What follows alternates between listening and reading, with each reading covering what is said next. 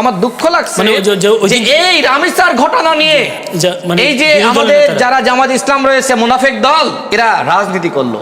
এরা কতটা নিকৃষ্ট মানসিকতার হইলে এরা এইভাবে ওদের কর্মীদের মাধ্যমে ভুয়া ভুয়া স্লোগান দেওয়ায়। রামিসার বাসার সামনে আমরা ভুয়া ভুয়া স্লোগান দিছি, তুই স্টেডিয়ামে দিল কে? আরে স্টেডিয়ামে তো আপনারা দিচ্ছেন। তাহলে তো সারা দেশে আমরা, তাহলে আমরা ভুয়া আপনারা এই ধরনের না, তাহলে তো সারা আমরা স্টেডিয়ামে আমরা সাধারণ শিক্ষার্থী বেশে জামাত শিবিরের কর্মীরা সারা দেশে তো আমরা এই যে ইসলামী ব্যাংকের সামনে কারা তাহলে আপনারা তো সাধারণ গ্রাহক বেশে কারা সব যদি আমরা আপনাদের চালাচ্ছেন কেন? আপনারা অবশ্যই জামাত ইসলামী একটা মুনাফিক দল। কেন কথা বলছি?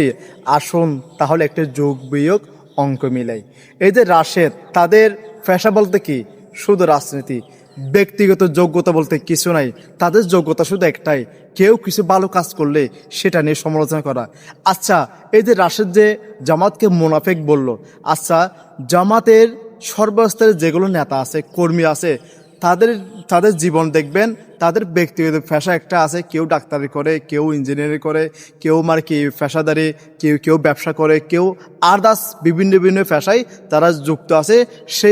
সেই সময় একটা একটা সময় বের করে তারা রাজনীতির সাথে জড়িত হয়, তারা রাজনীতি করে।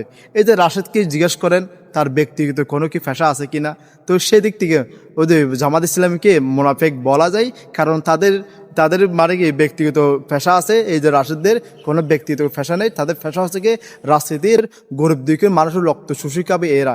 এদেরকে নেতা খারাপ বলে, তাদের মন মানসিকতা কীরকম এটা আমি জানি না। ভিডিওটা পারলে অন্যকে দেখার সুযোগ করে দিতে পারেন আপনার একটি শেয়ার মাধ্যমে। আল্লাহ হাফেজ।